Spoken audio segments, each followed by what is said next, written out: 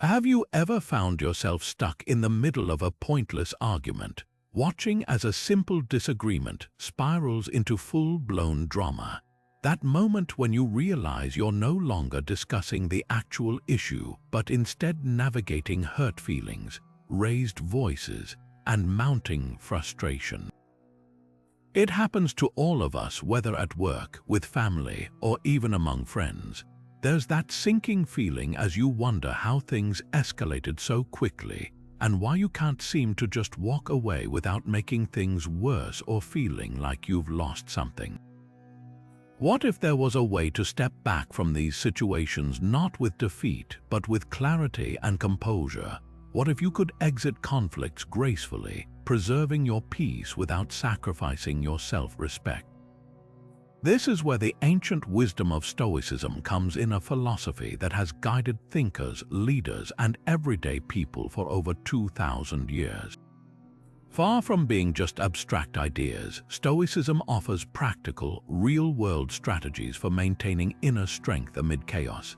It teaches us how to recognize what is within our control and what isn't, helping us avoid getting swept up in emotional turmoil. At its heart, Stoicism isn't about suppressing emotions. It's about mastering our responses so we can navigate life's challenges with dignity and purpose. And one of its most powerful applications lies in the art of walking away, not as an act of avoidance, but as a conscious choice to prioritize peace over pettiness. In this video, we're exploring 25 Stoic tactics designed to help you disengage from drama without adding fuel to the fire. These aren't theoretical concepts, they're actionable steps you can start using today to protect your mental space and cultivate resilience. Whether you're dealing with a toxic colleague, a heated family debate, or even your own inner critic, these strategies will empower you to respond rather than react. You'll learn how to set boundaries with grace, detach from outcomes without apathy, and uphold your values even when others try to pull you into conflict. By the end, you'll have a toolkit for fostering calm in the midst of chaos and emerging from difficult situations with your integrity intact. Let's begin with the very first and perhaps most fundamental Stoic tactic, recognizing what you truly control.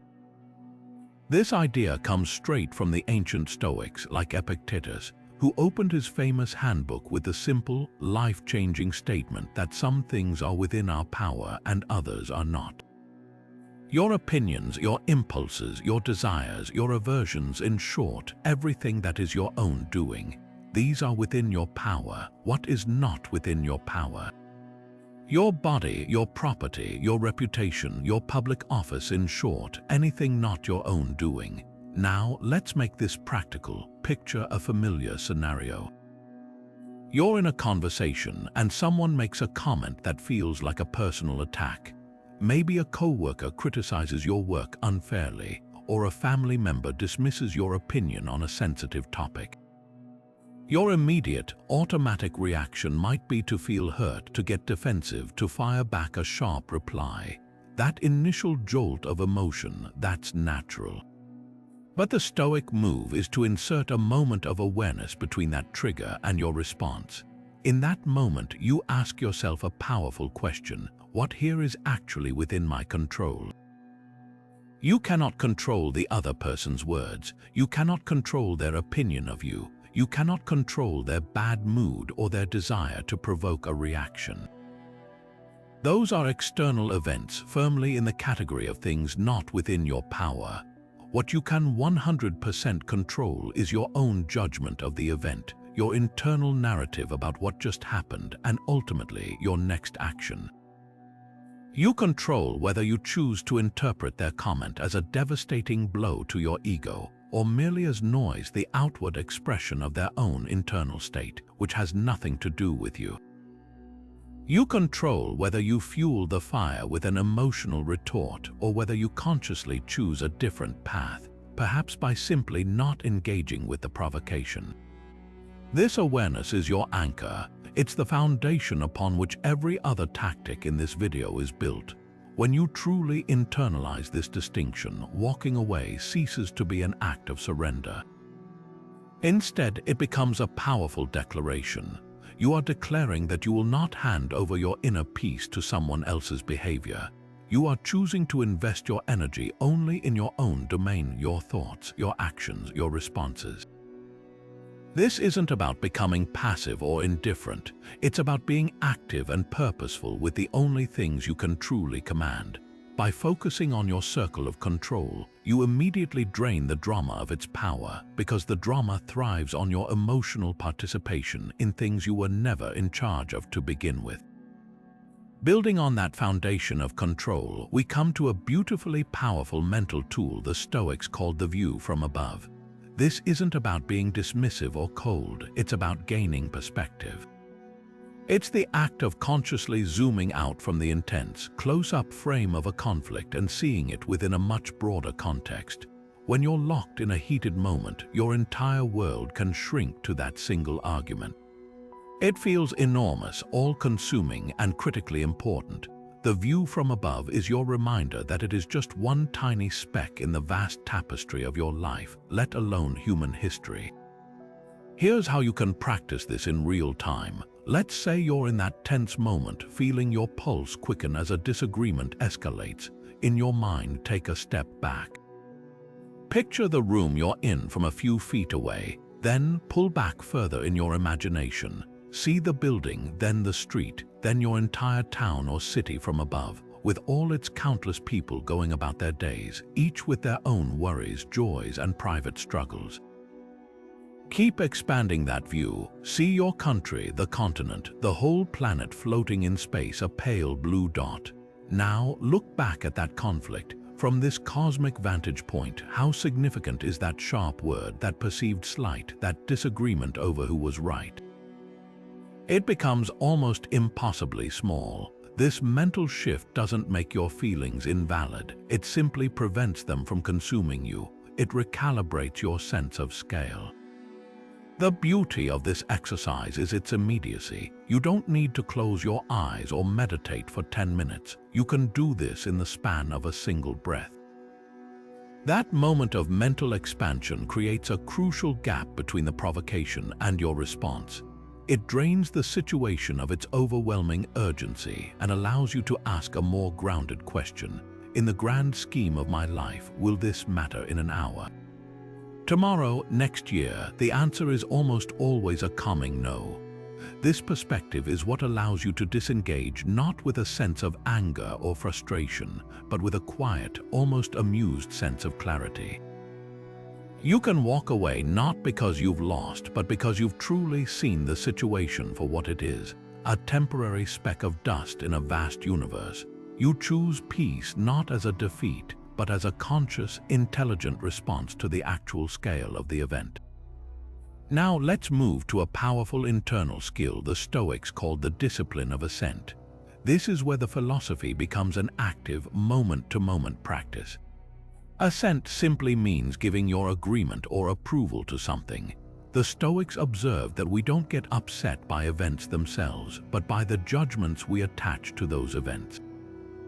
The initial spark is an impression, a thought, or a feeling that flashes into our mind. Someone cuts you off in traffic, and the impression is, that jerk disrespected me. Your coworker gets a promotion you wanted, and the impression is, that's so unfair, I've been robbed. The discipline of assent is the crucial pause between receiving that initial impression and giving it your full, emotional endorsement. It's the moment you step in and ask, is this impression actually true? Does it deserve my energy? Think of your mind as a bouncer at the door of an exclusive club, the club being your peace of mind. Every impression, every initial reaction shows up at the door demanding to get in. The undisciplined mind lets everyone in without checking their ID. Anger, resentment, jealousy, hurt, they all rush in, start a fight, and trash the place. The disciplined mind, the Stoic mind, acts as a vigilant bouncer. It stops each impression and asks for its credentials. Hold on, it says to the feeling of insult. Let me verify your story. Did that person actually intend to disrespect me, or are they just having a terrible day and not paying attention?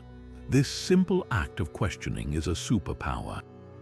It decouples the external event from your internal suffering. Consider a common daily interaction. You send a detailed text message to a friend, and you see those 3 little dots appear, indicating they're typing a reply. Then suddenly the dots disappear and no message comes. The immediate, automatic impression might be, they're ignoring me. They read what I said and decided it wasn't worth responding to. They must be angry. That impression carries a sharp sting of rejection. Without the discipline of assent, you might quickly assent to it. You'd believe it to be wholly true, and that belief would fuel a cascade of negative emotions. You might send a follow-up text that says, "Hello," or even worse, you might start withdrawing from the friendship based on this completely unverified story you've told yourself. Now apply the pause. The impression arrives, they're ignoring me. The Stoic bouncer stops it. Is that the only possible explanation? It asks. Could their phone have died? Did they get an urgent phone call? Did they simply get distracted by a task and forget to hit send? Is there any solid evidence that this was a deliberate act of disrespect aimed at me? 9 times out of 10, when you interrogate the impression, you find it's built on incredibly flimsy evidence. You realize you've almost agreed to feel terrible based on a story you invented. By withholding your immediate assent, you prevent the entire dramatic narrative from taking root. You can then choose a calm, rational response, or often no response is needed at all. You simply let the unverified impression dissipate like mist. This discipline isn't about suppressing emotion. It's about gaining sovereignty over your interpretations, allowing you to dismiss what is trivial and engage only with what truly matters. This brings us to a profoundly counterintuitive yet transformative Stoic practice, the deliberate embrace of voluntary discomfort. If the previous tactics are about managing your reactions in the heat of the moment, this one is about training for those moments during the calm, quiet times. The ancient Stoics, from Seneca to Musonius Rufus, regularly advocated for stepping out of our comfort zones on purpose. They weren't masochists, they were pragmatic mental athletes. They understood that comfort is a trap. The more we cushion ourselves from every minor annoyance, the softer and more reactive we become. Then, when a real challenge hits, we have no resilience to draw upon. We shatter. Voluntary discomfort is the weightlifting for your soul, building the emotional muscle needed to walk away from drama with ease. Think of it like this. If you've never once practiced choosing silence, the first time someone insults you, your only available tool is a loud, emotional retort. It's your default setting because you've never exercised the alternative. But what if you had practiced? What if you had, in a sense, immunized yourself against the sting of provocation? This is where small, intentional acts come in. It could be as simple as not correcting someone when they state a minor factual error. It could be choosing to listen fully to an opinion you strongly disagree with without formulating your rebuttal while they're still talking. It could be resisting the urge to offer your unsolicited advice. Each of these is a rep in the gym of your mind. You are consciously choosing the harder path, the path of restraint, when the easy path of reaction is wide open and inviting. The classic Stoic examples make this concept vivid. Seneca would purposely dress in shabby clothes and sleep on a hard bed. He would practice periods of poverty, eating only simple food to remind himself that he could be happy without luxuries. Why? So that if fate ever took his wealth away, it wouldn't be a catastrophe. It would merely be a return to a state he already knew he could handle. This is the ultimate empowerment. The same principle applies directly to conflict. By voluntarily experiencing the minor discomfort of not having the last word in a low-stakes conversation, you build the fortitude to stay silent when the stakes are high. You prove to yourself that the world does not end when you are criticized, that you can survive the temporary tension of choosing not to engage. You are, in effect, collecting evidence for your future self that walking away is not only possible but empowering. Let's apply this directly to walking away from drama. That urge to fire back a witty put-down or to defensively explain yourself is a craving for the comfort of retaliation. It feels good in the instant, like scratching an itch. Voluntary discomfort is the practice of sitting with that itch and not scratching it. You might start by intentionally reading a comment online that you find ignorant or inflammatory, and instead of typing out a heated reply, you simply close the browser. You feel the impulse, you acknowledge the discomfort of letting it go unanswered, and you sit with that feeling until it passes. What you learn is profound. The discomfort is temporary. It doesn't kill you. In fact, on the other side of that momentary unease is a profound sense of self-mastery. You realize that your peace of mind is more valuable than winning a pointless exchange.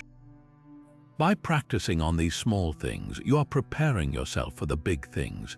When a true drama-seeking missile is launched your way in a meeting or at a family gathering, your trained mind won't see a crisis. It will see a familiar training exercise. You'll have already walked away 100 times in your mind, so doing it in reality feels not like a loss but like a well-practiced victory. Now, let's explore a tactic that might feel counterintuitive at first, but is incredibly powerful when mastered: the art of silence. In a world that often encourages quick comebacks and loud opinions, choosing to say nothing can be one of the most assertive and dignified moves you can make. This isn't about freezing up or feeling unable to respond. It's about consciously deciding that your peace is more valuable than winning a war of words.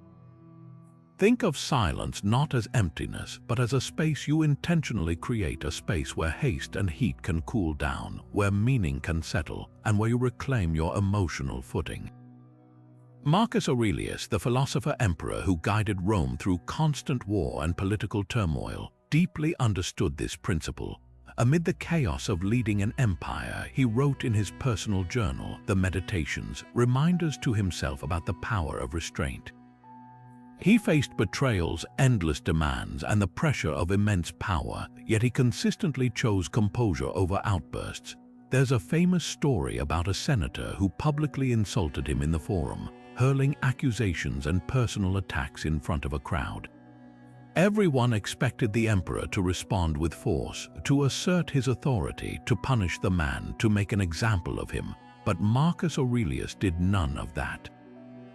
He simply stood there, listening calmly, and when the man was finished, he offered no retaliation. He didn't defend himself, didn't correct the insults, didn't even acknowledge the provocation. His silence was so profound and unexpected that it completely disarmed the situation. The senator, who was prepared for a fight, found himself with nowhere to go. The crowd, anticipating drama, witnessed instead a lesson in true strength. By not engaging, Marcus didn't just avoid conflict, he elevated himself above it. His silence spoke louder than any rebuttal ever could. It said, "Your words cannot shake me. My peace is not yours to take." This historical example isn't just about ancient rulers, it's a template for modern interactions. Imagine you're in a meeting and a colleague dismisses your idea with a sarcastic remark. The immediate urge is to defend yourself, to prove them wrong, to show everyone in the room that you're right. But what happens when you lean into that urge? The tension escalates. The focus shifts from the idea itself to a personal clash. Now imagine instead you pause.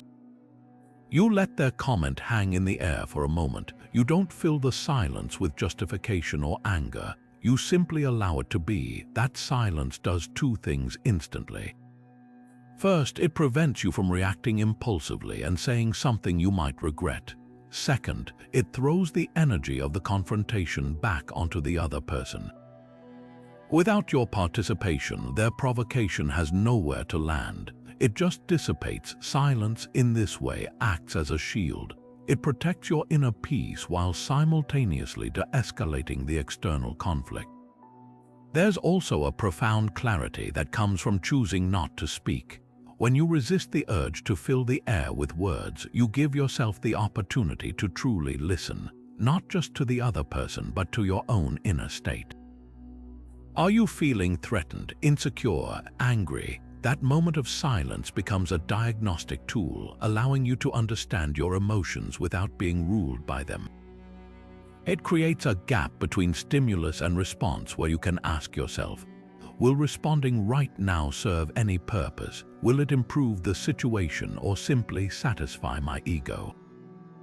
Often, you'll find that the most powerful contribution you can make to a charged moment is your calm presence alone. Your silence isn't passive, it's actively peaceful. It communicates that you are so secure in your own worth that you don't need external validation or the last word to feel intact. This kind of quiet confidence is contagious. It can transform the entire dynamic of a conversation, inviting reflection instead of reaction, and often it leads to more meaningful and respectful dialogue later on. This brings us to a profound liberation at the heart of Stoicism, cultivating a genuine indifference to the opinions of others. This isn't about developing a cold, uncaring personality or dismissing all feedback. It's about making a critical shift in your focus from seeking external validation to anchoring your sense of worth internally. The Stoics argued that another person's judgment of you is one of the clearest examples of something outside your control. You cannot force someone to think well of you. You cannot stop them from gossiping or criticizing. Their opinion is their own private property, formed by their own experiences, biases, and moods, and you have no authority over it. To tie your happiness to their approval is to hand them the remote control to your emotions, allowing them to change your channel whenever they please. Think of it this way: if you were to walk outside and someone yelled that you were a giraffe, would you feel insulted? Would you spend the rest of the day crafting a defense to prove you are, in fact, a human? Probably not. You'd likely dismiss it immediately because you know with absolute certainty that you are not a giraffe. Their opinion is so blatantly false and irrelevant to reality that it doesn't even register as a valid criticism. The Stoic goal is to gradually extend that same unshakable certainty to all areas of your life. When someone calls you incompetent, lazy, or unlikable, your first internal question should be, is this true? Do I hold this belief about myself? If the answer is a confident no, then their words carry no more weight than the giraffe accusation. They are simply noise, a reflection of the speaker's internal state, not a verdict on your character. So how do we build this resilience? One powerful strategy is a simple thought experiment suggested by the Stoics themselves. When you feel stung by criticism or worried about gossip, ask yourself, would I value this person's opinion on a matter of which they are completely ignorant? For instance, if a renowned heart surgeon criticized your piano playing technique, you might listen politely, but you wouldn't internalize it because they lack expertise in that specific field. Now apply that same logic to the critic in your life. Are they an expert on you? Do they have full access to your intentions, your efforts, your private struggles, and your deepest values? Almost certainly not. They are judging you based on a tiny, outward-facing sliver of your entire being, often filtered through their own insecurities and limited perspective. Recognizing their fundamental lack of qualification to pass final judgment on you makes their opinion far easier to dismiss. Another practical method is to actively redirect the energy you would have spent worrying about their opinions. Instead of ruminating on what they think, pour that effort into your own moral and professional development. Focus on being the person you respect. Did you act with integrity today? Were you courageous in the face of a challenge? Did you treat others with kindness even when it was difficult? These are the questions that truly matter. Your character is your project, and it's the only thing you can fully control. When you make self-improvement your primary goal, external opinions naturally lose their power. Praise feels nice, but it doesn't define you.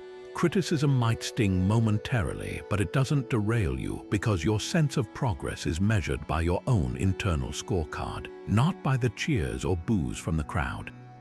This shift transforms you from a performer on a stage, desperate for applause, to an artisan in a workshop, focused solely on the quality of your craft.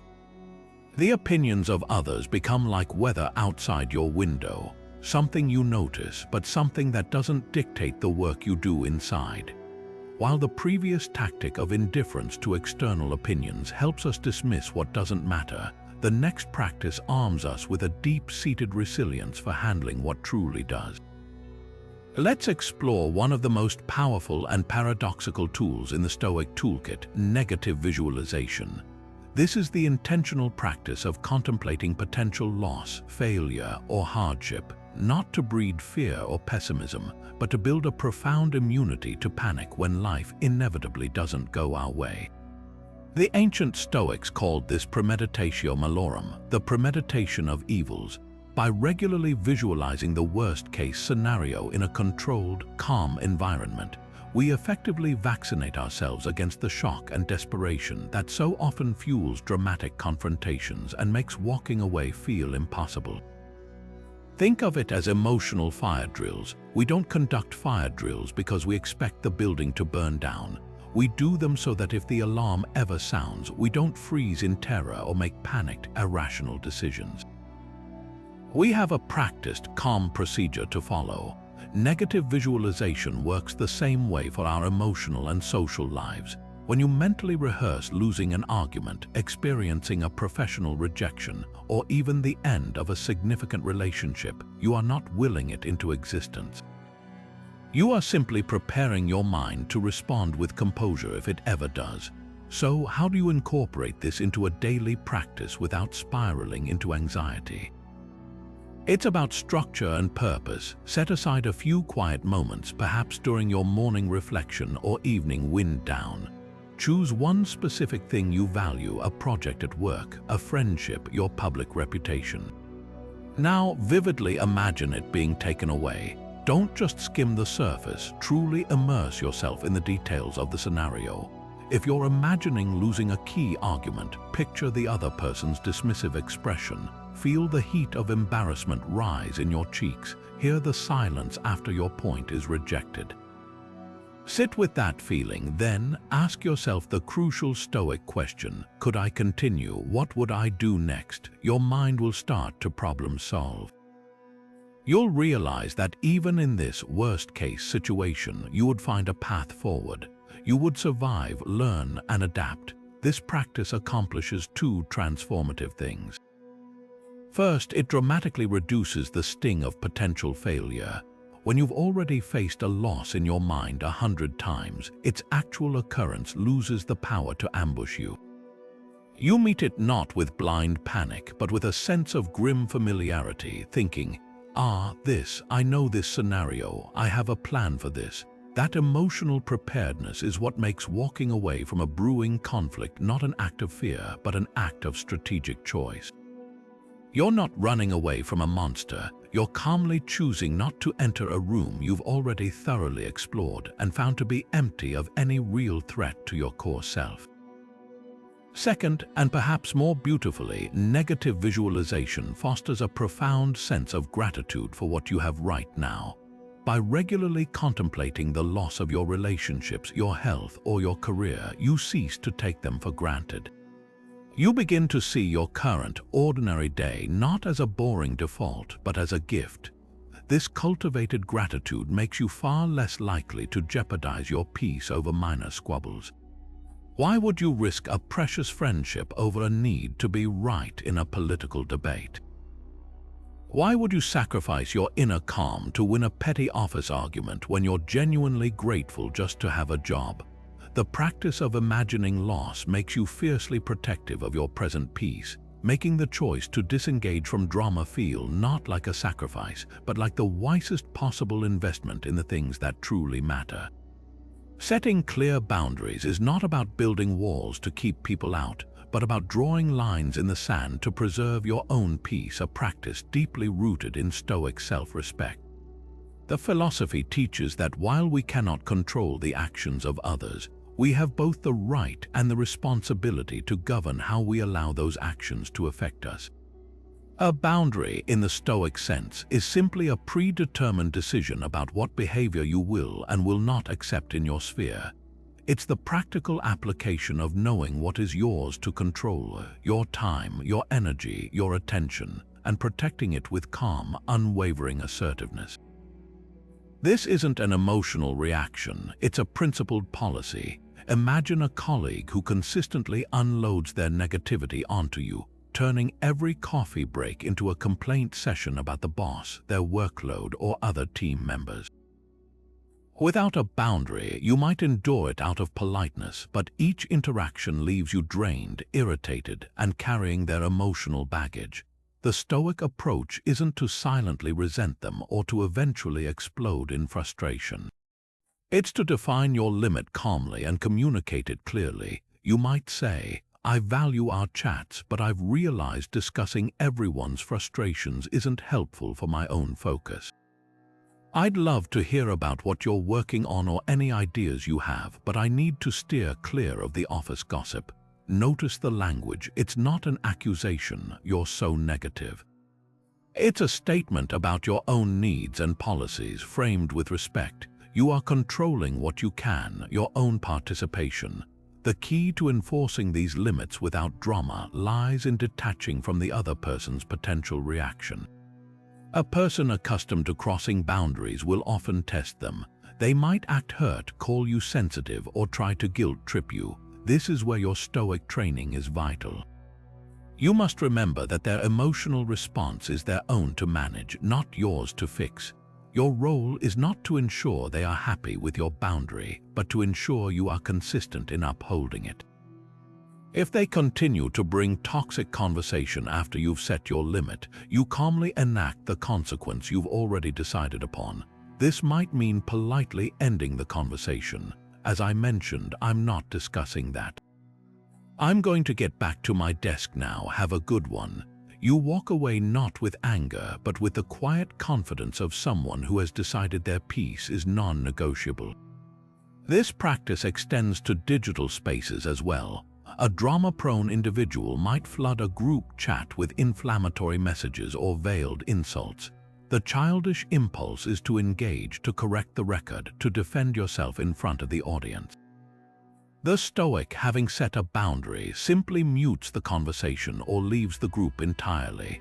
There is no announcement, no dramatic exit speech. Those are just other forms of engagement. You simply remove the channel through which the drama reaches you. It is a peaceful, powerful exit. By doing so, you refuse to play a game you never agreed to. You protect your attention, which is one of your most valuable resources, and you communicate through action that certain behaviors will not capture your time or energy. This consistent, calm enforcement teaches people how to treat you, and more importantly, it reinforces to yourself that your tranquility is worth defending. This brings us to one of the most clarifying and immediately actionable tools Stoicism offers: actively applying the dichotomy of control in the heat of a difficult moment. We touched on this foundational idea earlier, but now let's turn it from a concept into a real-time decision-making tool. Epictetus didn't just suggest we understand what is and isn't ours to control. He provided it as a literal filter through which to process every single event. The goal is to make this filtering process so automatic that it becomes your first instinct, not a last resort. Imagine you're in the middle of a heated workplace conflict. A project you've poured your heart into is being criticized in a team meeting, and the feedback feels personal, misinformed, and unfairly harsh. Your body's natural reaction is to go into fight or flight mode. Adrenaline pumps, your face flushes, and your mind races to craft the perfect defensive rebuttal. This is the critical juncture. Before you speak, you take one mental step back and perform a rapid dichotomy of control analysis. You consciously sort every element of this situation into two mental columns. In the column labeled "Not Within My Control," you place your colleague's tone of voice, their opinions, their personal biases, their choice of words, their emotional state, their willingness to listen, the fact that the meeting is happening, and the past actions that led to this point. These are all external events, facts already in existence. Arguing against them is like shaking your fist at the weather. In the column labeled "Within My Control," you place your own understanding of the project's merits, your breath, your posture, your choice to listen fully or to mentally check out, the tone you use if you respond, the words you select, and most importantly, your final judgment of whether this criticism is a valuable data point or simply emotional noise. This simple act of mental sorting is like throwing a switch. It instantly redirects your energy away from the futile task of trying to control the uncontrollable and channels it entirely into the sphere where you have actual agency. You stop wanting to change them and start focusing on what you will do. The frustration and panic dissipate because you are no longer fighting a ghost. You are dealing only with reality. Let's make this even more concrete with a family dispute. You're at a holiday gathering and a relative brings up a contentious political topic, directly challenging your views in a way that feels designed to provoke. The automatic impulse is to engage, to prove your point, to win them over to your side. Apply the filter. What can you control? You can control whether you choose to participate in the debate. You can control your dignity. You can control your breath to stay calm. You can control a graceful exit. What can you not control? Their deeply held beliefs, their desire to argue, their interpretation of current events, their approval of your perspective, and the opinions of other family members listening. With this clear division, your path forward becomes obvious, not weak. You might choose to say, "It's clear we see this differently, and I respect that we both care deeply. I'd rather enjoy our time together than debate, so I'm going to go grab another slice of pie." This isn't surrender. It is a powerful demonstration that you are allocating your finite energy according to a rational principle, not a reactive emotion. You are walking away from the uncontrollable elements, their opinion, the argument itself, and walking toward the things you can control, your peace, your enjoyment of the evening, and your integrity. The ultimate power of this tactic is that it transforms walking away from an act of avoidance into an act of profound focus.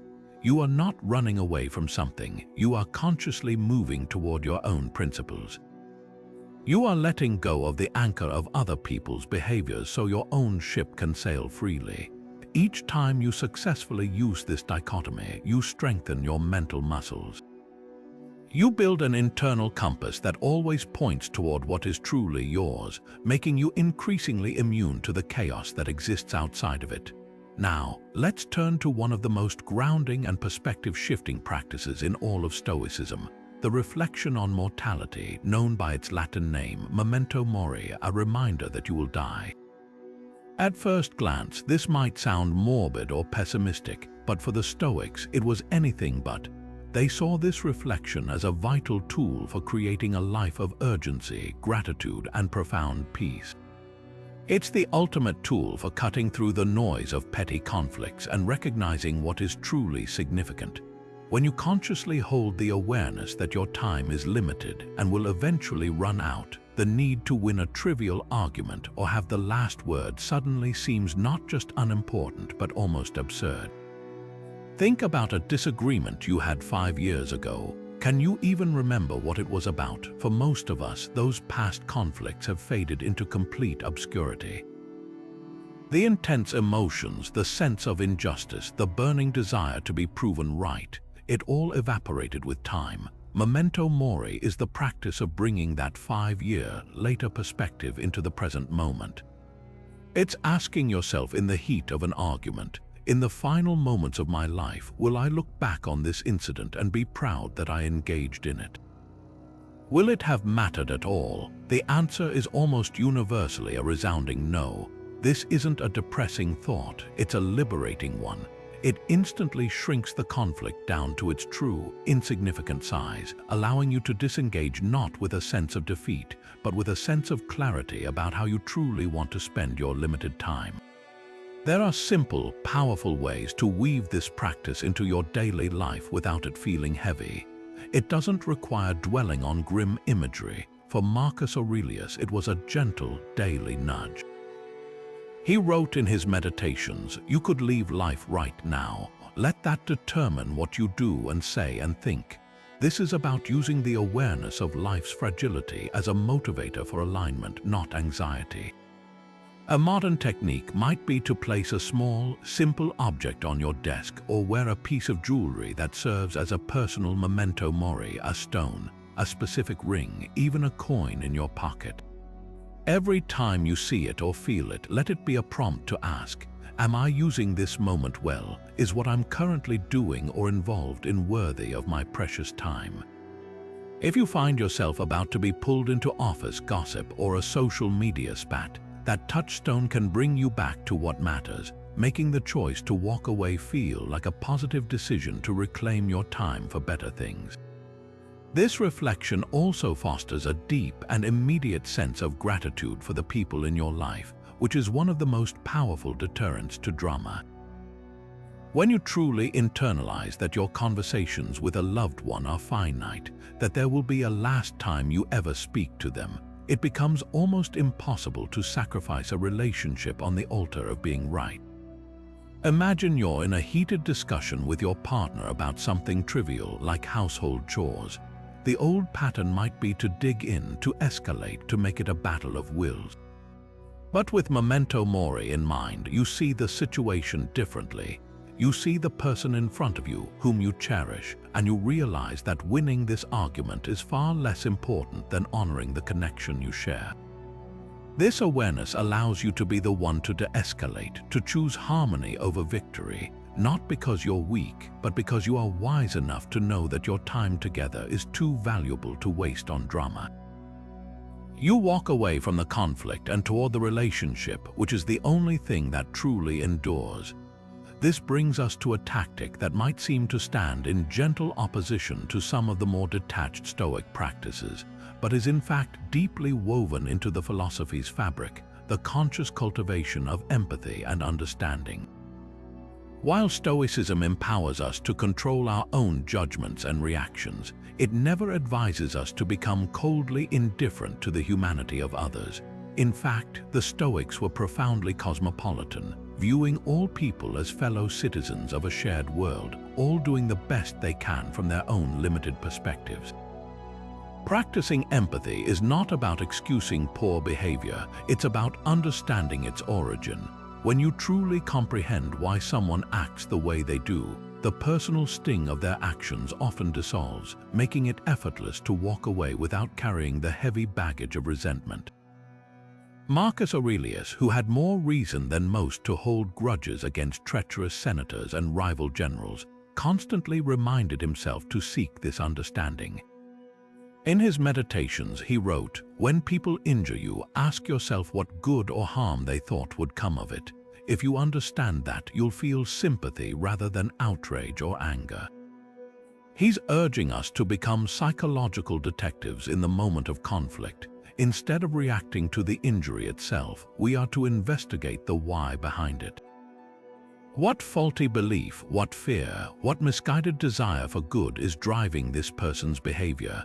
You'll almost always find that people who create drama are acting from a place of their own pain, insecurity, or profound ignorance about what is truly good.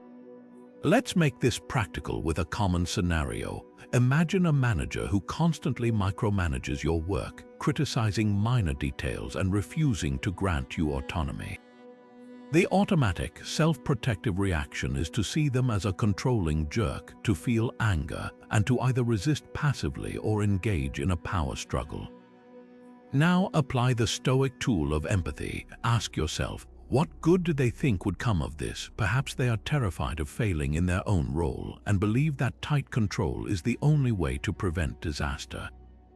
What harm are they trying to avoid? Maybe they were once blamed for a subordinate's mistake and are now overcompensating. This doesn't make their behavior correct or pleasant to deal with, but it does transform them in your eyes from a villain into a flawed, anxious human being, just like everyone else. You can then make a clear-headed choice. You might decide that calmly walking away from daily skirmishes about font sizes is the best course, preserving your energy for the work that matters, because you understand their behavior isn't a personal attack on your competence, but a manifestation of their own internal anxiety. This practice is incredibly liberating because it transfers the weight of the conflict from your shoulders to its rightful owner.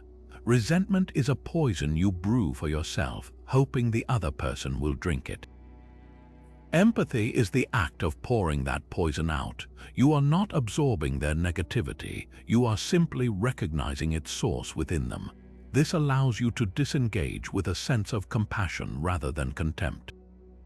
You can physically remove yourself from a toxic conversation thinking not, "I hate that person, but what a sad way to live. I hope they find peace," and genuinely mean it. This isn't about being a pushover, it's about operating from such a position of internal strength that you can afford to be generous in your interpretations of others. You walk away not because you are defeated, but because you have understood the game and chosen not to play, freeing yourself to focus on your own purpose and progress. While memento mori helps us appreciate the value of our time, and empathy allows us to understand the source of others' actions, we now turn to a proactive mental exercise that prepares us for turbulence before it even begins.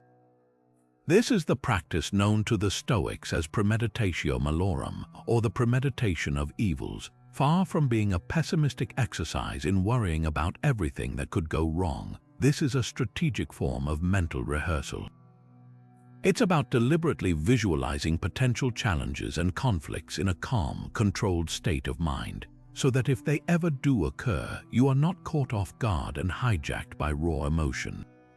You meet the situation with a practiced composure, making the choice to walk away feel like the execution of a well-considered plan rather than a panicked retreat. Think of elite athletes or emergency responders. They don't wait for the big game or the crisis to figure out how to act. They spend countless hours in training, visualizing every possible scenario: the missed shot, the sudden change in weather, the chaotic scene. They rehearse their responses until those responses become second nature. When the high-pressure moment arrives, they don't freeze, their training takes over. Premeditatio malorum is the Stoic version of this exact same training, but for the arena of daily life and social conflict. You are building cognitive muscle memory for grace under pressure. So how does this work in a practical, daily sense? Let's say you have a difficult meeting scheduled with a client who has a history of being overly critical and dismissive. In the hours or day before that meeting, you set aside 5 minutes of quiet time. You close your eyes and vividly imagine walking into that room. You picture the client nitpicking your proposal, perhaps even raising their voice or making an unfair personal comment. You feel the initial flush of heat in your face, the quickening of your pulse, the natural biological reaction. But then, in your mental rehearsal, you see yourself taking a deep, steadying breath. You watch yourself maintaining relaxed and open body language instead of becoming defensive. You hear yourself responding not with a counterattack, but with a calm, professional query. "I hear your concern. Can you help me understand what specific part isn't meeting the objective?" You visualize the meeting ending without a resolution, and you see yourself still composed, refusing to let their negativity define your entire day. By running this mental simulation, you accomplish something profound. You've effectively desensitized yourself to the shock of the event. When you then walk into the actual meeting, nothing that happens is entirely unexpected. You've already been there. The critic's words may be different, but the emotional territory is familiar. Because you've rehearsed your calm response, you are far more likely to access it in the moment. The drama they are trying to create has no oxygen to burn because you have already played out this scenario and know exactly how to disengage without losing your footing. This practice can be applied to virtually any situation where drama might flare. Heading to a family gathering where a certain relative always provokes political arguments. Mentally rehearse it. Picture them making their usual inflammatory remark. See yourself smiling, nodding, and saying, "You know, Uncle Bob, we never see eye to eye on this, and I'd rather not debate it today." How about those cubs? Then visualize yourself calmly walking away to get more potato salad. preparing to present an idea to your team that you know a particular colleague will shoot down. Imagine them doing so. Rehearse acknowledging their point without conceding defeat. That's a valid perspective, Mark. I'd like to take some time to consider it and see if we can find a middle ground. Then see yourself moving the conversation forward. The ultimate power of this premeditation is that it transforms walking away from a reactive impulse into a proactive strategy. You are not being surprised by drama and then scrambling to escape it. You have already anticipated its possibility and decided on your exit route long before you ever needed it. This forethought grants you an incredible sense of agency and control. You enter potentially volatile situations not with fear, but with a quiet confidence, knowing that you have a plan for preserving your peace no matter what others may do. Your calm disengagement is no longer a mystery to you. It is simply the planned outcome of a training session you conducted in the quiet of your own mind. This fundamental shift in perspective lies at the very heart of Stoic philosophy and is perhaps the most liberating tactic for walking away without a shred of doubt or regret. The Stoics taught that the only true good is a virtuous character, and the only true evil is a vicious one.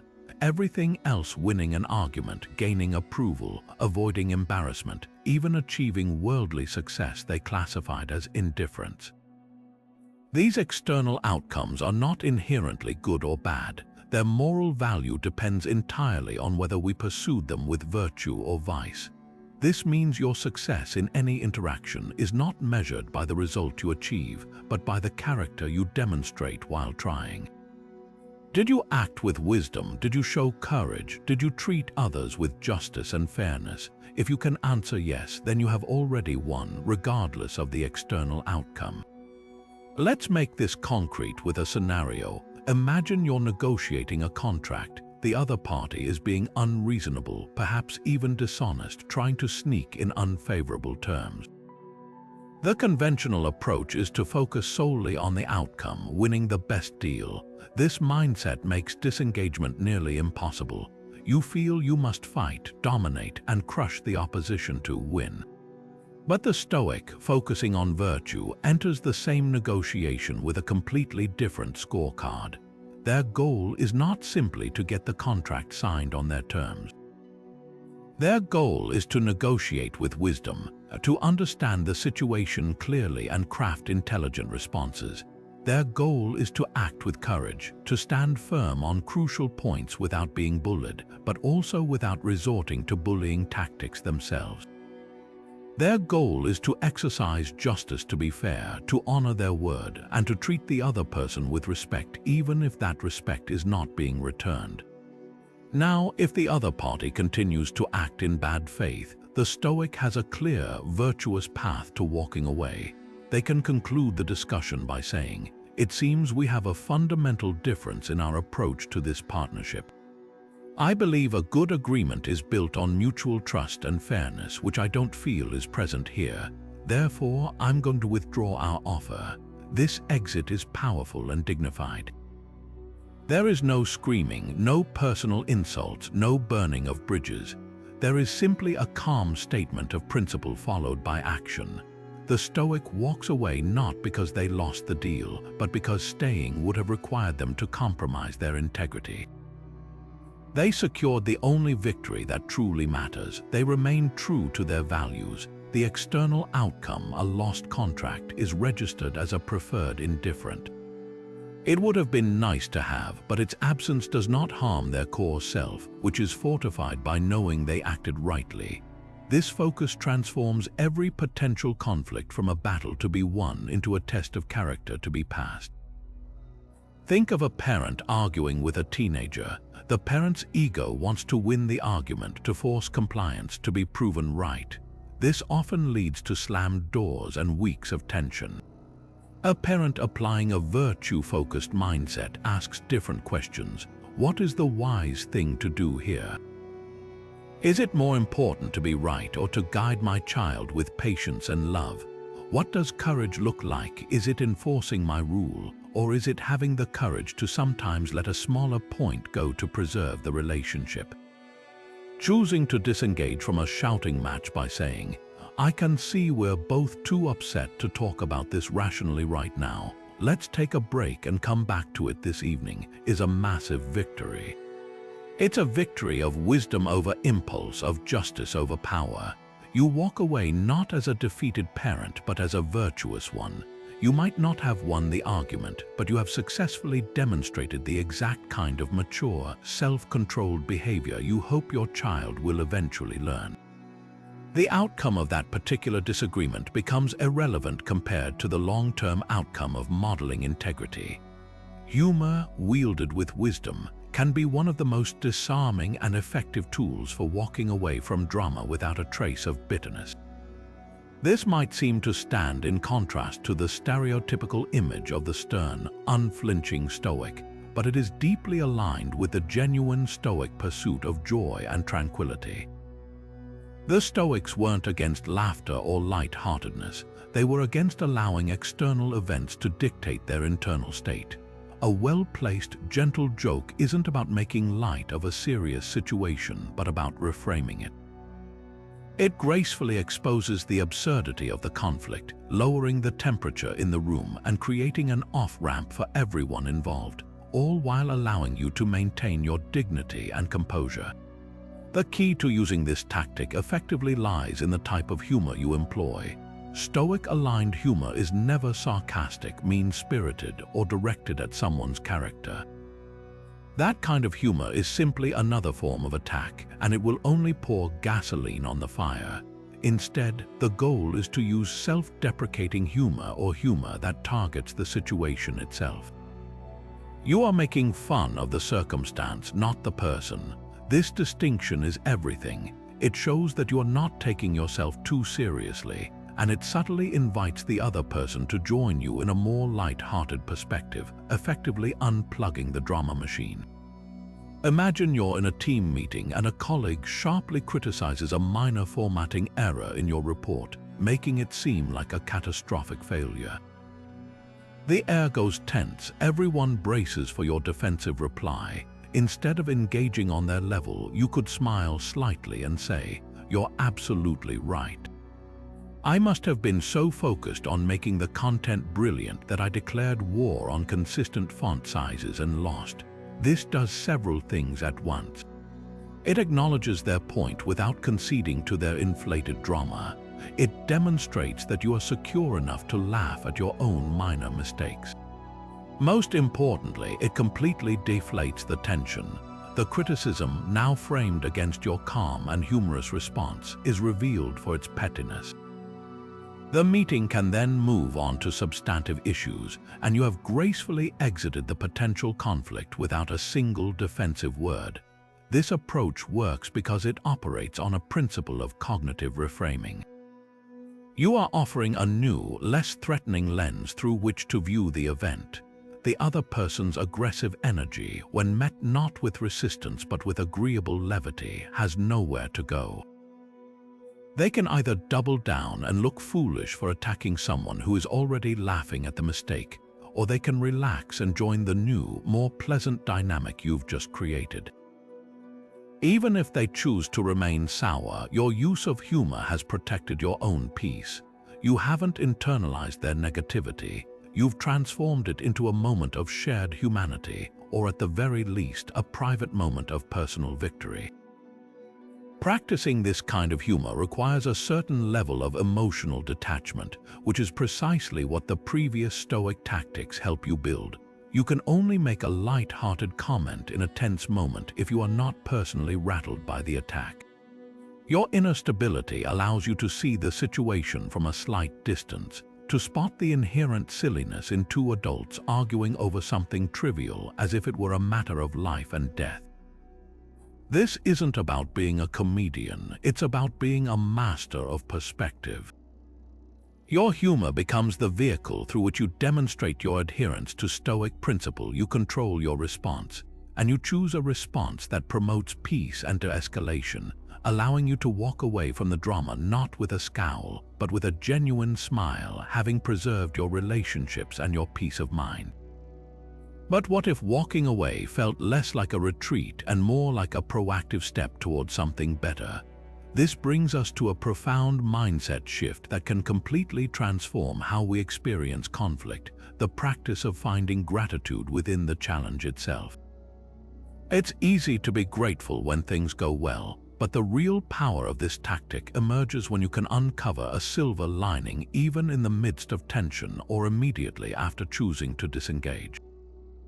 The Stoics didn't see this as naive optimism. They viewed it as a rigorous exercise in perception, a way to reclaim your agency by deciding what meaning you assign to an event.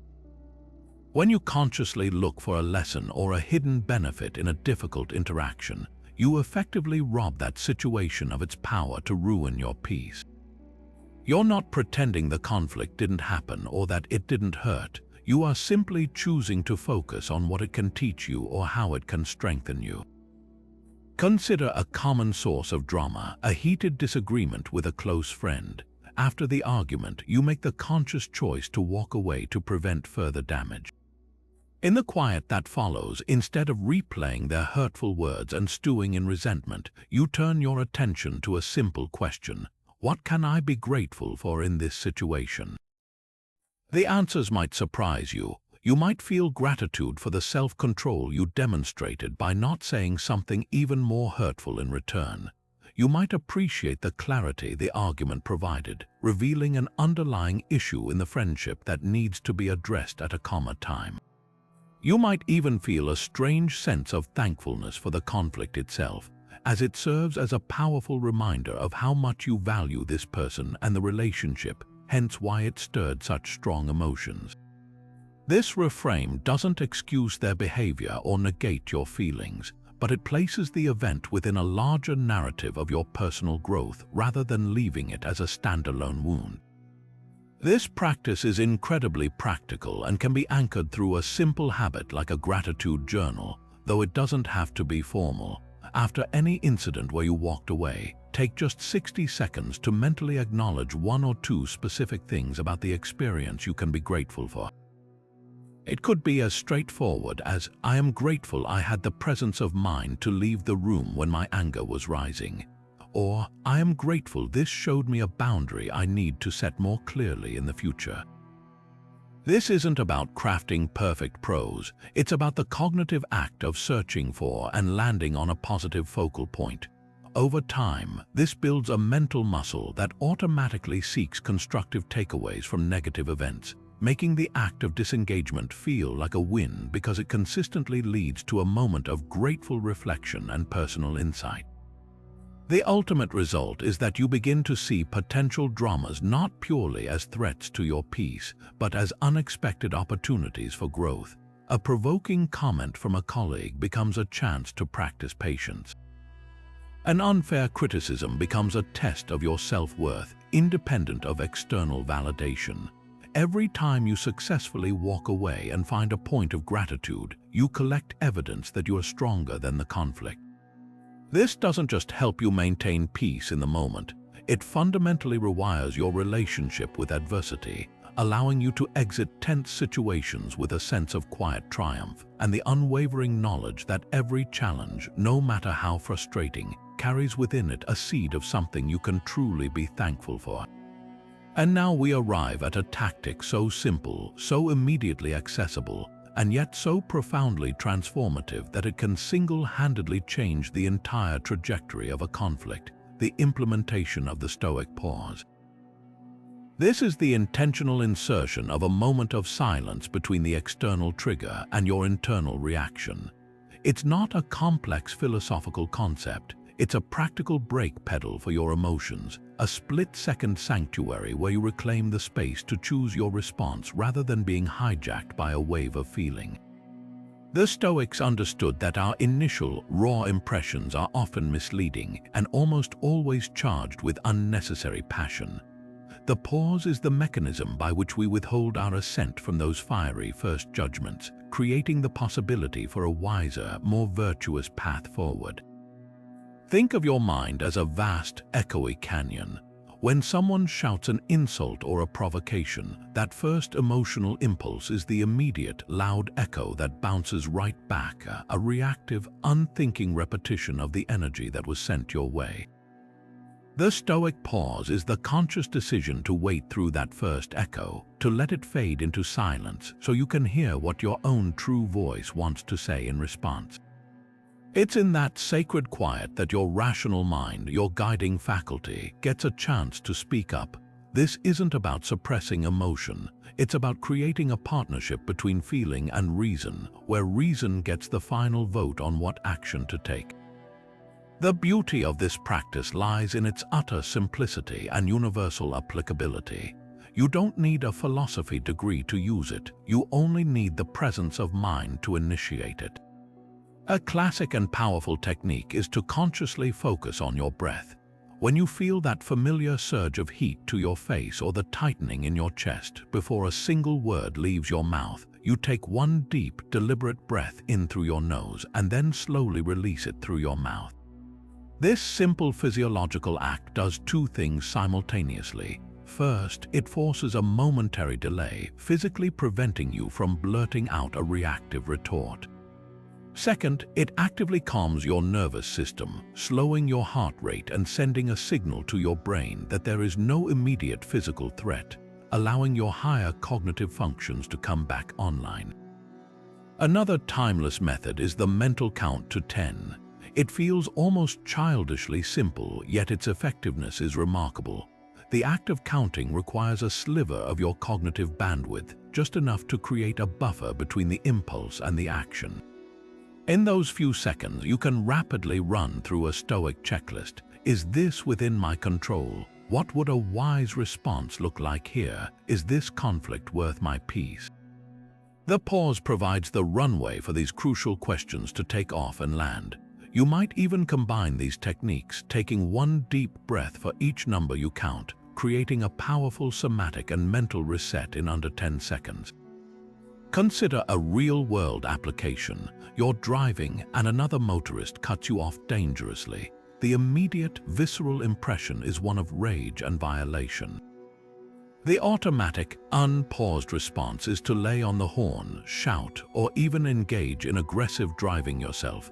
Now implement the pause. You feel the anger rise, and instead of giving it immediate expression, you grip the wheel, take that one deep breath and count to 3. In that tiny window, your rational mind has a chance to interject.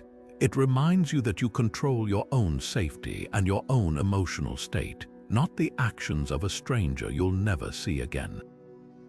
It highlights the sheer pointlessness of turning a 5-second traffic incident into a 20-minute ordeal of rage that ruins your own morning. The pause allows you to simply let it go, to exhale and return your focus to the road and your own peace, arriving at your destination calm and unshaken rather than agitated and furious. This practice turns walking away from a reflexive, almost involuntary act into a conscious, chosen strategy. The pause is the tool you use to unlock the door and step through it with intention. It is the difference between storming out of a room in a fit of anger and calmly stating, "I need a moment," and then walking out to compose yourself. The action might look similar to an outside observer, but the internal experience and the long-term consequences are worlds apart. One is a reaction-driven by Chinese letter, Chinese letter, Chinese letter, Chinese letter, Chinese letter. The other is a response guided by principle. By mastering the Stoic pause, you ensure that every time you choose to disengage, you do so not as a victim of your emotions, but as the author of your own calm. This brings us to a cornerstone of Stoic peace that Seneca articulated with particular elegance, the profound practice of detaching from outcomes. Throughout his letters, Seneca returns again and again to the idea that our suffering arises not from events themselves, but from our fierce attachment to a specific desired result. He reminds us that while we can control our actions, our efforts, and our intentions, the final outcome is woven from countless threads we cannot hold: the actions of others, luck, timing, and circumstance. To chain our happiness to the successful achievement of an external result is to hand over our inner peace to fate, guaranteeing frustration. True freedom, he argues, lies in learning to invest fully in the process while holding the result loosely, accepting whatever comes with equanimity. Seneca offers a powerful analogy to illustrate this. He asks us to imagine a skilled archer. The archer's goal is to shoot well. They can control their stance, their focus, their draw, their aim, and their release. They can pour every ounce of their skill and concentration into the act of firing the arrow. But once the arrow leaves the bow, it is subject to forces beyond their control. A sudden gust of wind, the movement of the target, an unforeseen obstacle. A foolish archer would only consider the shot a success if the arrow hits the exact center of the target, tying their entire sense of accomplishment to this unpredictable outcome. The wise archer, the Stoic archer, defines success differently.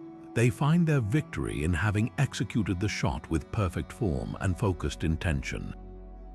If the arrow hits the mark, they welcome it. If it misses, they feel no despair, for they succeeded in the only thing that was ever truly theirs to control, their own performance. The outcome is a separate matter entirely. Now, let's apply this ancient wisdom directly to the art of walking away from drama. Often, we stay entangled in a conflict long after we know we should leave because we are attached to an outcome we desperately want. We want the other person to finally understand our point of view. We want them to admit they were wrong. We want a public apology that restores our reputation. We want to feel the satisfaction of having the last word. These desires are the hooks that keep us painfully snagged in the interaction. Detachment is the process of gently removing those hooks. It is the conscious decision to value your own integrity and peace more than you value achieving that specific external result. You walk away not because you've given up on a positive outcome, but because you have redefined what a positive outcome means. A positive outcome is no longer "they apologize." It becomes "I acted with dignity and preserved my calm." Consider a practical example. You have a difficult conversation with a family member about a recurring issue. You enter the discussion hoping for the outcome of them finally seeing things your way and agreeing to change their behavior. This attachment makes you vulnerable. Every time they resist, you feel compelled to push harder, to explain again, to rephrase your argument, pulling you deeper into a cycle of frustration. Now apply Seneca's detachment. You shift your goal. Your new desired outcome is not their agreement, but your own virtuous conduct. You focus on expressing yourself clearly and calmly with compassion and respect. You listen attentively. You state your boundary. Having done that, you have already succeeded. If they respond with understanding, that is a welcome bonus. If they respond with anger or dismissal, you can walk away without a shred of doubt or lingering frustration. Why? Because you achieved your true goal the moment you acted in accordance with your principles. Their reaction is simply the arrow flying off in the wind. It has no power to negate the quality of your shot. This detachment is what allows you to exit gracefully, free from the agony of "what if," and ready to invest your energy in the next right action. Now, let's explore a remarkably simple yet transformative linguistic tool that the Stoics would have greatly admired: the practice of objective description. This tactic involves consciously stripping away the emotional labels and dramatic interpretations we automatically layer onto events, and replacing them with a plain, factual account of what actually occurred. It's the difference between the explosive, judgment-filled statement, "He completely disrespected me in front of everyone," and the calm, observational note, "During the meeting, he stated that my data was incorrect." The first version is a story you've created, laden with inferred meaning and emotional charge. The second is a verifiable fact. This shift in language isn't about denying your feelings. It's about creating a crucial gap between the raw event and your reaction to it, allowing you to respond from a place of clarity rather than from a triggered emotional state. The power of this technique lies in its ability to disarm our internal drama machine. Our minds are meaning-making engines, constantly interpreting events through the filter of our ego, our insecurities, and our past experiences. This is how a neutral comment becomes a vicious insult, a simple request becomes unreasonable demands, and a difference of opinion becomes a personal attack.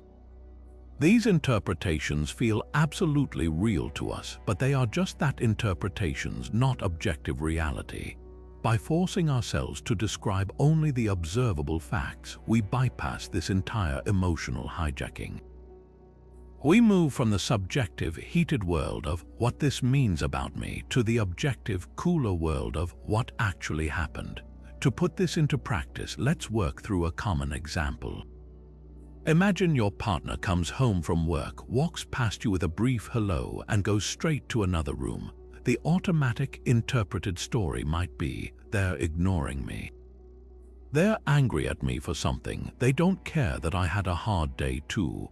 This story feels true and immediately generates feelings of hurt, anxiety, and perhaps defensiveness. Now apply objective description, strip the story away and state only the facts you can verify with your senses. My partner entered the house at 6:42 p.m. They said the word hello. They then walked into the home office and closed the door. See how the emotional charge simply evaporates. The facts are neutral. They don't inherently mean anything negative. This neutral space is where you can now make a choice. Instead of reacting to the story of being ignored, you can respond to the facts. You might give them some space, assuming they need a moment to decompress. You might check in later and ask, I noticed you seemed quiet when you got home. Is everything okay? This approach leads to connection and understanding, while the interpreted story leads only to conflict and drama. This skill is incredibly useful in professional settings where emotional reactions can have serious consequences. Consider receiving a terse email from your boss that says, "See me first thing in the morning. We need to talk about your report." The dramatic interpretation screams, "I'm in huge trouble. The report is a disaster. I might get fired." The heart starts racing, and the entire evening is ruined with anxiety. Now apply the objective description. What are the facts? The email contained 2 sentences. It requested a meeting at a specific time. It mentioned a specific topic. That is all. There is no factual data in that email about your job security or the quality of your work. Those are stories you added. By sticking to the facts, you can choose a calm response. Absolutely, I'll see you at 9 a.m. And then spend your evening peacefully reviewing the report yourself instead of spiraling into panic. You walk into the meeting composed and ready to discuss the work, not defensive and frazzled by a night of self-inflicted dread. This practice of factual reporting gives you back your power, allowing you to engage with the world as it is, not as your fearful mind imagines it to be. To truly master the art of walking away, we must turn our focus inward, making self-reflection a non-negotiable part of our daily routine. This is where philosophy transforms from a set of ideas into a lived practice, a continuous loop of action, assessment, and refinement. The Stoics were fervent believers in this daily audit of the soul, and no one exemplified it better than the most powerful man in the Roman Empire. Marcus Aurelius, despite the immense weight of his crown, ended each day with a personal journaling session, which we now know as his meditations. He wasn't writing for publication or praise. He was engaging in a raw, honest dialogue with himself, dissecting his own actions, judgments, and failures with unflinching clarity. His private writings are filled with gentle admonishments and reminders, a testament to the fact that growth is not a destination but a daily pursuit. The practice is beautifully simple in structure, yet profound in its impact. At the end of your day, find a few moments of quiet. Ask yourself a series of purposeful questions, not to punish yourself but to learn. Where today did I allow myself to be triggered? In which conversation did I feel that familiar heat of irritation? And how did I respond?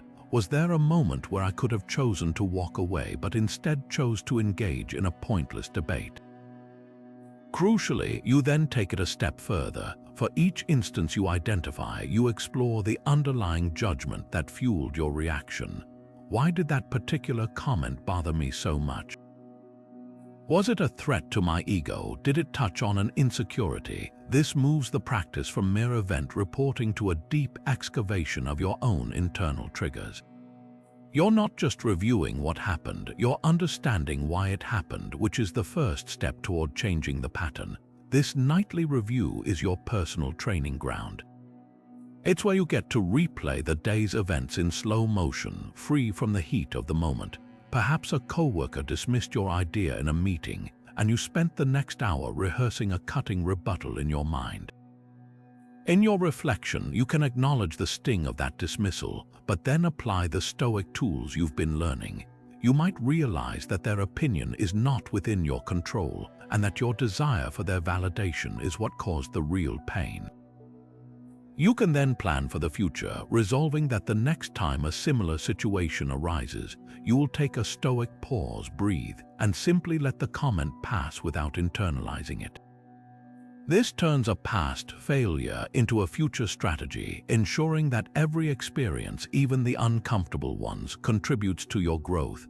The ultimate goal of this practice is not to achieve a perfect, drama-free life. That's an impossible standard. The goal is progressive improvement, what the Greeks called prokopton, the state of being one who is progressing. You will have days where you react poorly. The power of daily reflection is that it prevents those days from becoming a permanent pattern. It allows you to course correct constantly, refining your ability to choose peace over pettiness one day at a time. By making this honest self-assessment a ritual, you build an intimate familiarity with your own flaws and triggers, not to condemn them but to disarm them. This self-awareness becomes your greatest asset, allowing you to sense the stirrings of drama within yourself before they ever manifest in your actions, giving you the power to choose a different path. All of these practices lead us to a singular, crucial skill that acts as the final arbiter for when to engage and when to walk away, the art of choosing your battles wisely. This isn't about being passive or conflict-averse. It's about being a strategic conservator of your most vital resources, your time, your energy, and your peace. The Stoic understands that every time you choose to engage in a conflict, you are making a withdrawal from your emotional bank account. The key is to ensure you're only making those withdrawals for a cause that is truly worth the cost, one that aligns with your deepest values and long-term goals, rather than frittering your energy away on every minor irritation that comes your way. So how do you make this calculation in the heat of the moment? The Stoics provide a powerful, rapid-fire filter you can apply to any potential conflict.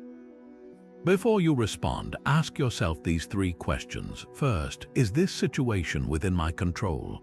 As we've established, if it's not, engagement is almost always futile. Second, does this conflict touch on a core value or principle of mine, or is it merely a matter of preference or ego? And third, will my engagement in this situation likely lead to a positive outcome, or will it simply add more fuel to the fire? If the issue is outside your control, if it doesn't threaten a core value, or if your involvement has no realistic chance of improving things, then the most virtuous, rational, and powerful choice is to immediately and gracefully walk away. Let's bring this to life with a practical scenario. You're in a long line at the grocery store and someone blatantly cuts in front of you. The immediate, ego-driven reaction is one of indignation. How dare they? That's not fair. You feel a surge of adrenaline ready to confront them. Now apply the filter. Is their behavior within your control? No, you cannot force them to go to the back of the line. Does this threaten a core value? Unless your life's mission is the unwavering enforcement of grocery store queue etiquette, probably not. It's an annoyance, not a violation of a deeply held principle. Will your engagement lead to a positive outcome? Confronting a person who is already comfortable with being rude in public is far more likely to escalate into a public shouting match than it is to result in a polite apology. The wise choice, the Stoic choice, is to take a breath and let it go. You conserve your energy for something that truly matters, and you arrive home with your peace intact, having won a much more important battle, the battle for your own serenity. Now contrast that with a different scenario. A superior at work asks you to fudge some data on a report to make the numbers look better. This immediately triggers all three filters. It is within your control to refuse. It absolutely violates a core Stoic value of integrity and justice.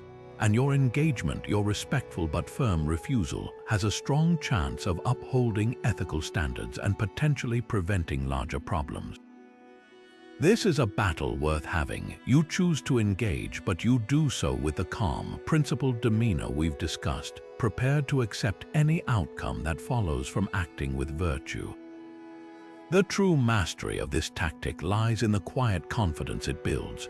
When you consistently walk away from trivial disputes, you are actively building a life that is defined by your values, not by the provocations of others. You are sending a powerful message to yourself. My energy is precious, and I am the one who decides how it is spent. This makes you far less susceptible to the bait that drama seekers dangle. They thrive on the chaotic energy of reaction. When you refuse to react, not out of weakness but out of a conscious, strategic choice, you disarm them completely. You demonstrate that your self-worth is not up for debate in every minor squabble. Choosing your battles wisely is the ultimate expression of self-respect, allowing you to navigate the world with a profound sense of purpose, knowing that your energy is reserved for the fights that truly define who you are and what you stand for. While all these tactics equip you to respond wisely in the moment, there is one profound practice that builds the foundational strength needed to walk away with true conviction: the intentional embrace of solitude. In our hyper-connected world, being alone is often mistakenly equated with loneliness, a state to be avoided, but the Stoics saw it entirely differently. For them, solitude was not a punishment or a sign of social failure. It was a vital training ground for the mind, a sacred space to cultivate an inner citadel of peace so strong that the chaos of the external world simply cannot breach it. This isn't about isolation. It's about building a relationship with yourself so solid that you never feel compelled to seek validation or escape from boredom in the dramatic whirlwind of others. Think of your mind as a glass of muddy water. When you're constantly stirred up by social interactions, notifications, and the opinions of everyone around you, the sediment never settles. The water remains cloudy, making it impossible to see clearly. You react from a place of confusion and agitation. Solitude is the act of setting that glass down on a steady surface and allowing everything to settle. In the resulting stillness, the sediment drops to the bottom and the water becomes perfectly clear.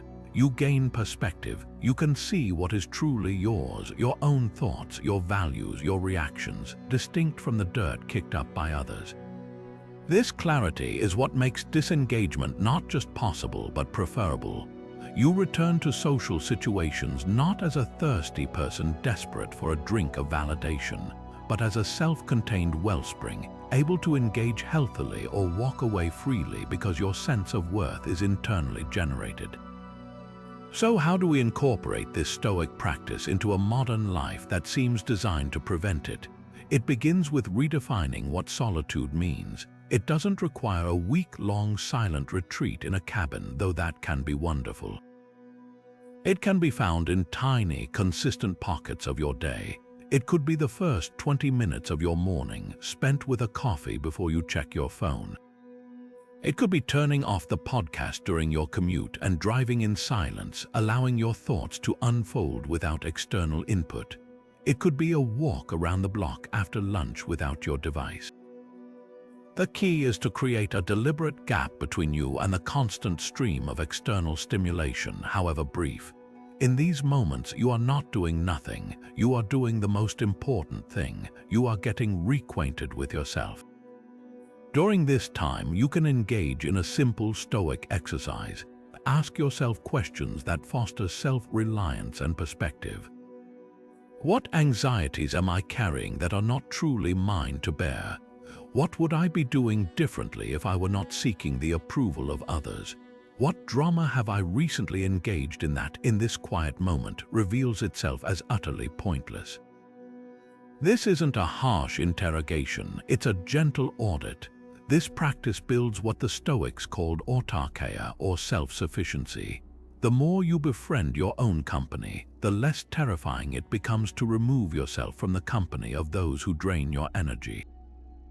Walking away from a dramatic person no longer feels like you're missing out on something.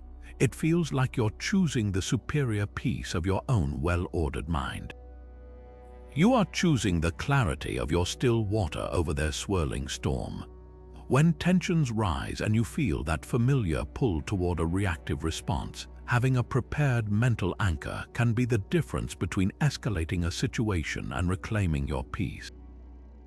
This is where the practice of Stoic affirmations becomes a practical and immediate tool. Unlike generic positive thinking, these phrases are rooted in the core principles of Stoic philosophy, designed to reorient your perspective toward what is truly within your control. They act as cognitive shortcuts, interrupting the cycle of emotional reactivity and allowing you to access a more reasoned, calm state of mind. By consciously choosing the narrative you repeat to yourself, you seize control of the one thing you always have power over, your internal dialogue. Consider a phrase as simple and timeless as "this too shall pass." Its power isn't just in its poetic reassurance, it's a direct application of the Stoic view from above. When a colleague is being persistently difficult or a family argument is reaching a boiling point, silently repeating this phrase to yourself forces a moment of perspective. It's a reminder that the intense discomfort of this moment is temporary. The frustration you feel, the anger in the other person's voice, the tightness in your chest, none of these states are permanent. This affirmation doesn't ask you to dismiss your feelings, but to contextualize them within the broader flow of time, making the conscious choice to step back feel less like you're avoiding a problem and more like you're wisely waiting for a storm to subside before attempting to sail on. Another potent affirmation, straight from the teachings of Marcus Aurelius, is "I am upset by my own judgment."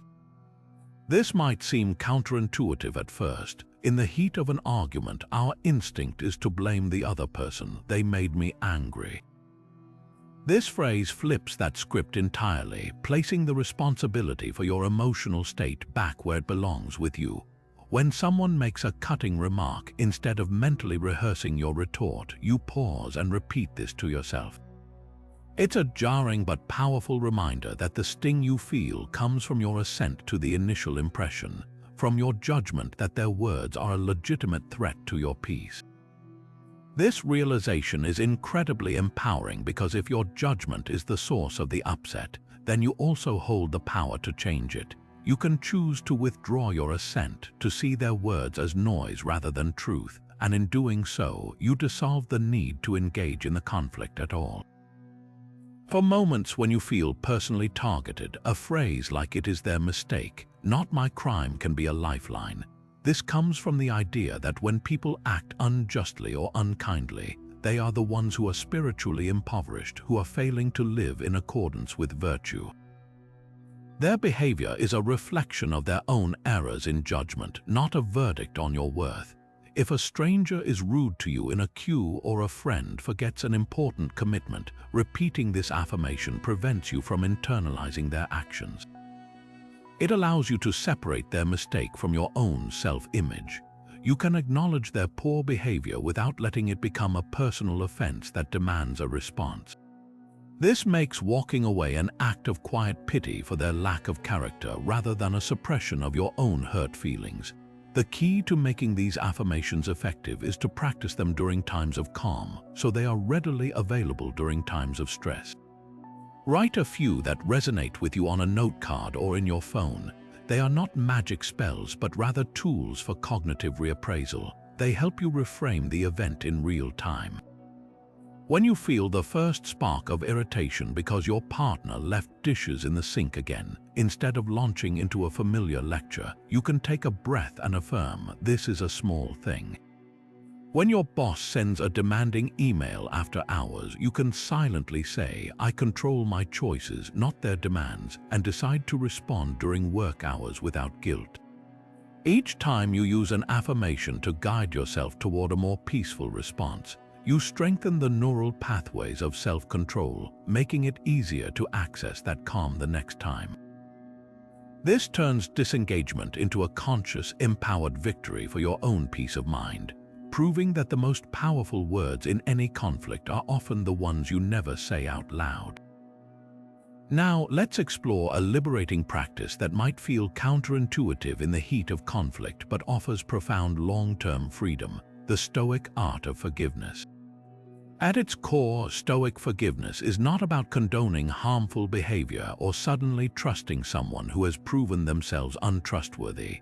It is a strategic, internal act of releasing the poisonous grip of a grudge, not for the other person's benefit but for your own peace of mind. Think of holding a grudge like clutching a hot coal with the intention of throwing it at someone else. You are the one who gets burned. Forgiveness, from a Stoic perspective, is simply the wise decision to drop the coal, to stop allowing someone else's past actions to continue causing you present moment suffering. It is the final, crucial step in walking away completely, ensuring you don't physically leave a conflict only to carry its emotional weight with you for days, months, or even years. The Stoics understood that refusing to forgive is a form of voluntary suffering. When you replay an old hurt in your mind, you are voluntarily re-inflicting that pain upon yourself. You are choosing to remain emotionally tethered to a person you may never even see again, granting them a form of rent-free residence in your head. Marcus Aurelius offered a powerful reframe for this, advising himself to consider that the person who wronged you was almost certainly acting from a place of their own ignorance about what is truly good.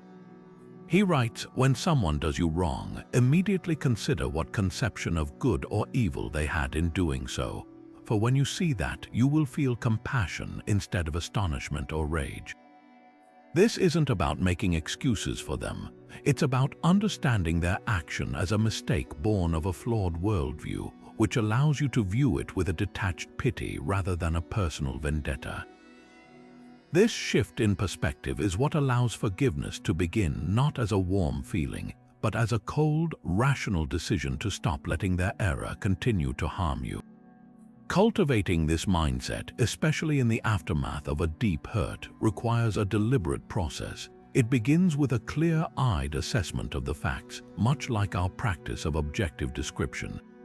Separate the event itself from the story of victimhood you've built around it. What exactly happened, what was said or done. Acknowledge the pain it caused you without wallowing in it.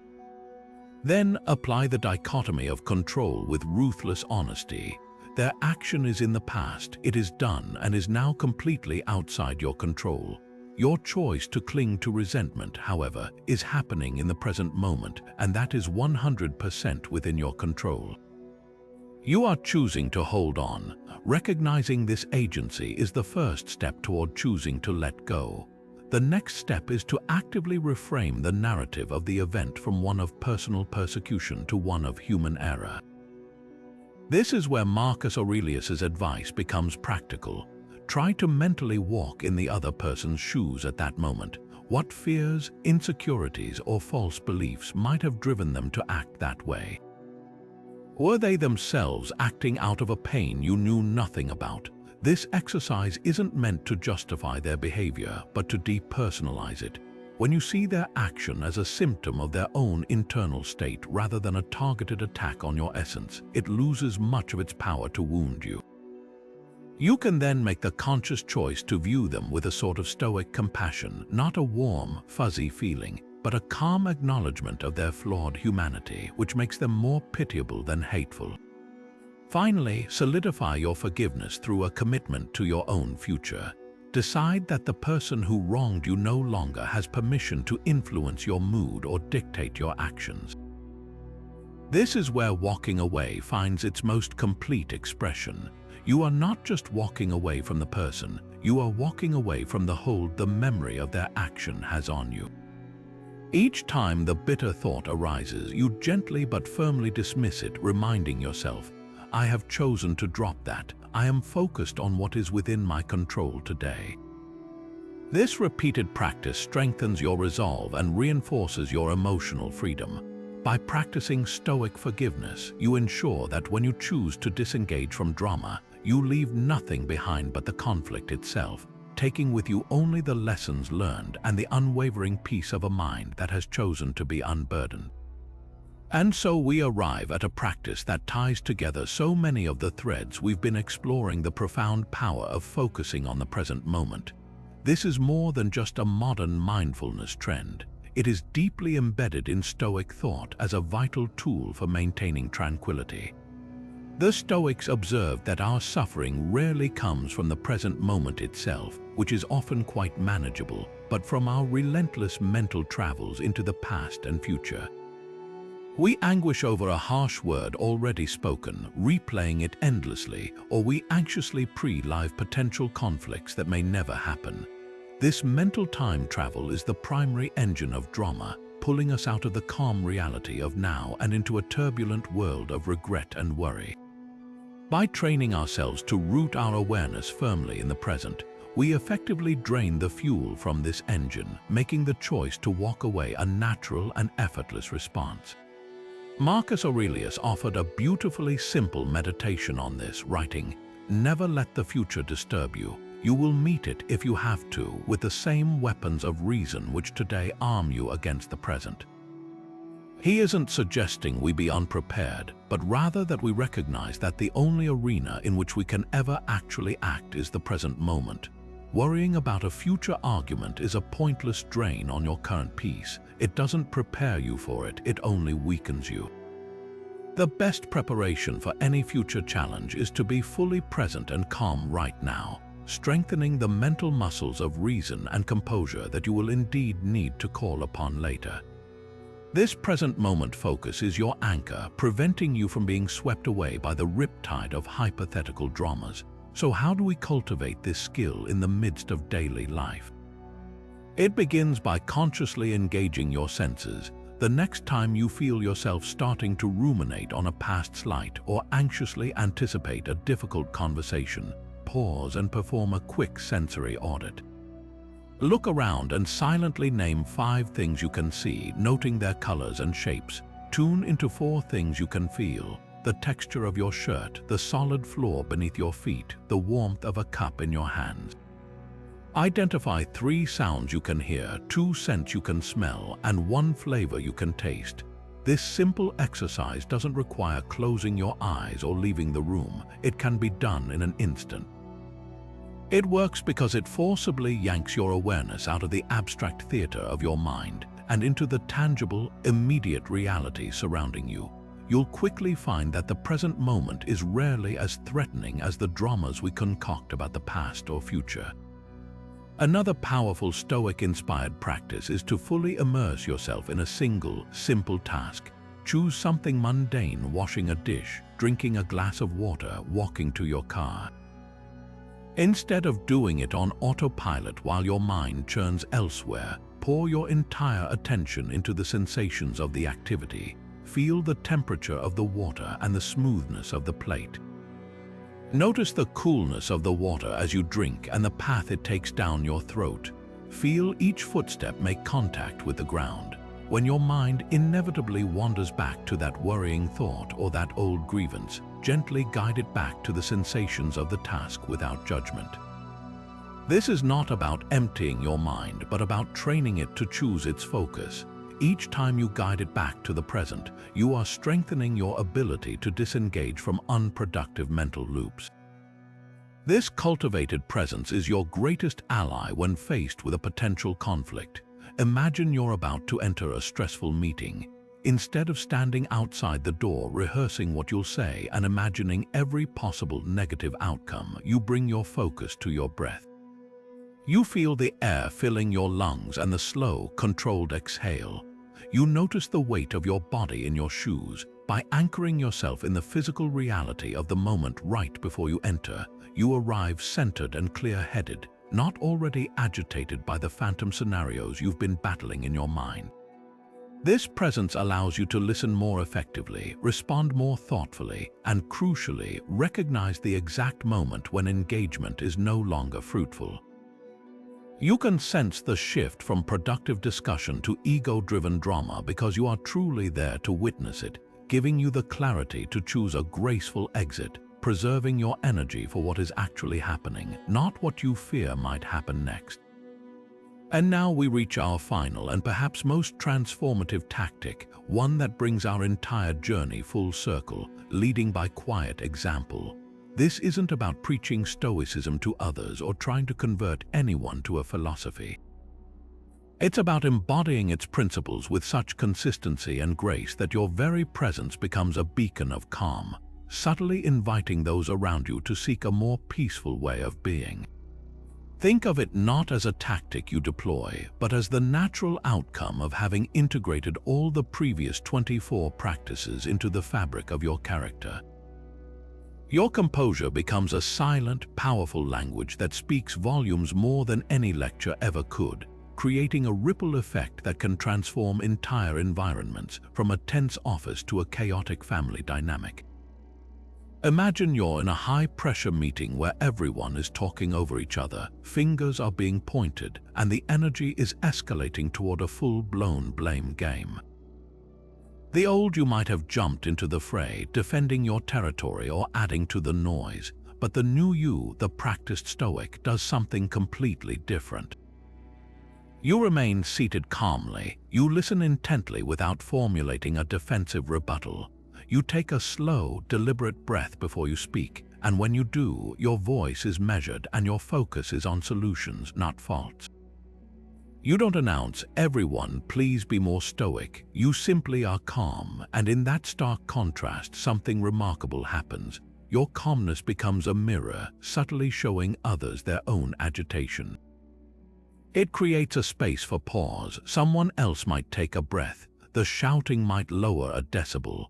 By simply refusing to participate in the drama, you haven't just walked away from it. You have actively redefined the terms of engagement for everyone in the room.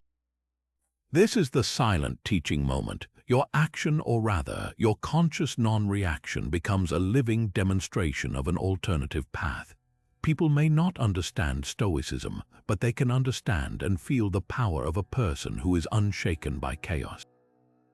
They see that it is possible to face pressure without crumbling, to receive criticism without becoming defensive, to disagree without becoming disagreeable. This demonstration is infinitely more persuasive than any argument because it is authentic.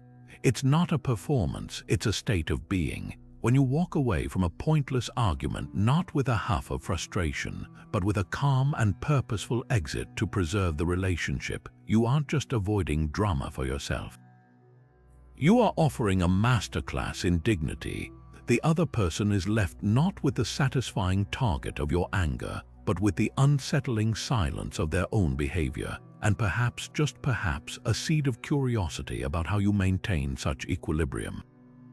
The true power of leading by example lies in this contagious quality. Emotions are social contagions. We literally catch the emotional states of those around us. Panic, anger, and anxiety spread like wildfire, but so do calm, focus, and kindness. By becoming a stable, unwavering point in your social circles, you become a carrier of tranquility.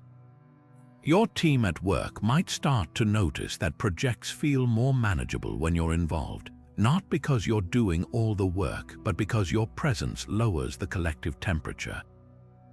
Your family might find that gatherings are more harmonious because you consistently redirect conversations away from gossip and toward connection. You inspire change not by demanding it, but by making it attractive. You make peace look stronger than conflict, and in doing so, you give others the permission and the courage to try it for themselves.